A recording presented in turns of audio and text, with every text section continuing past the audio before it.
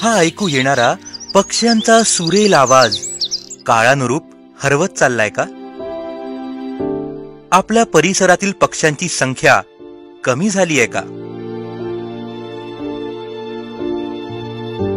आपण कधी विचार केलाय की आपल्या कृतीमुळे पक्ष्यांच्या जीवनावर कसा परिणाम होतो? या सगळ्यांचा आपल्या जैवविविधतेवर विपरीत परिणाम होतोय. याला कारणीभूत कोण? तर आपणच. बर्ड्स जे आहेत आपले, खास करून जे चिमणी आमची स्पॅरो आहे, देसी जी बर्ड आहे, कावळे जे आहे ते नाहीसे होत चाललेले आहे. पॉल्युशनमुळे खूप त्यांचा नुकसान होत आहे. मोबाईलचे वेव्हजमुळे त्यांच्या हृदयाला खूप डॅमेज होत आहे. मेमरी लॉस होत आहे. एकंदर त्या वस्तू कमी कमी होत चाललेल्या आहे. पक्षी म्हणजे निसर्गाचा गोंडस साज. त्यांच्या किलबिलाटाने निसर्ग अधिक सुंदर आणि जिवंत बनतो. पक्ष्यांचं अस्तित्व हे पर्यावरणाच्या समतोलासाठी खूप महत्वाचं आहे. खास करून ह्या ज्या बर्ड आहे, आपल्या लोकलच्या बर्ड्स आहे, नेटिव्ह बर्ड जेवढ्या आहे, चिवताई असो किंवा बाकी इतर मैना असो किंवा कबूतर असो किंवा मोठे पक्षी असतील, हे आपले कॅरियर्स आहेत, सीडचे कॅरियर आहे.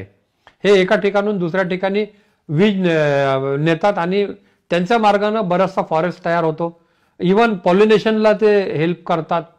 त्याच्यानंतर ते बॅलन्स करतात. कीटक जे नुकसान करणारे जे कीटक आहेत हे पक्षी खाऊन टाकतात. पेस्टिसाइडची फार वापर कमी होते जर बर्ड्स जर असतील तर. त्यामुळे हे आपले पूरक घटक आहेत. त्यांचं अस्तित्व टिकवणं ही आपली नैतिक जबाबदारी. पण आज वाढती शहरं, जंगलतोड आणि प्रदूषण यामुळे पक्ष्यांचा नैसर्गिक अधिवास संकटात आला आहे. आपल्या छोट्याशा प्रयत्नांनी आपण पक्षी संवर्धनात मोठं योगदान देऊ शकतो बरं का? घराच्या अंगणात पक्ष्यांसाठी पाणी आणि अन्न ठेवणं, झाडं लावणं किंवा पक्ष्यांसाठी घरटी बनवणं. पक्ष्यांसाठी घरटी बनवणं, वा किती सुंदर संकल्पना आहे ना ही. या घरट्याच्या माध्यमातून आपण पक्ष्यांचं संवर्धन अगदी चांगल्या पद्धतीनं करू शकतो. पण ही घरटी बनवायची कशी? चला तर मग जाणून घेऊया घरटी बनवण्याची सोपी आणि प्रभावी प्रक्रिया. पर्यावरणपूरक घरटी बनवण्यासाठी हलके, नैसर्गिक, मजबूत आणि टिकाऊ लाकूड, खिळे, हातोडी, मोजमापासाठी पट्टी इत्यादी साहित्याची गरज असते. पक्ष्यांच्या प्रकारानुसार घरट्याचा आकार आणि रचना निवडावी. साधारणतः 20 बाय 20 बाय 25 सेंटीमीटर आकाराचे लाकूड कापून घ्यावे. छिद्राचा व्यास 4 ते 6 सेंटीमीटर ठेवावा, जो पक्ष्यांना सहज प्रवेशासाठी पुरेसा असतो. मागील बाजूस मोठा लाकडी तुकडा, पुढील बाजूस छिद्र असलेला तुकडा आणि बाजूंचे समान आकाराचे तुकडे घ्यावे. तळाचा तुकडा मजबूत आणि सपाट ठेवावा, तर वरचा तुकडा निमुळता ठेवावा, जेणेकरून पावसाचं पाणी आत जाऊच शकणार नाही. हे सर्व भाग खिळ्यांच्या सहाय्यानं व्यवस्थित जोडून सांधे घट्ट आणि मजबूत करावे. वायुविजनासाठी बाजूंच्या भिंतींमध्ये लहान छिद्र आणि पाण्याचा निचरा होण्यासाठी तळाशी लहान छिद्र ठेवावी. घरट्याच्या आत गवत, लहान काड्या, नारळाच्या शेंड्या किंवा पानांचा थर तयार करावा, ज्यामुळे पक्ष्यांना नैसर्गिक आणि सुरक्षित देखील वाटेल. याला कुठलाही पेंट नाही करायचा आहे. पेंट केल्यामुळे तो इरिटेशन वाढतो, त्या स्मेलमुळे ते लोक येत नाही.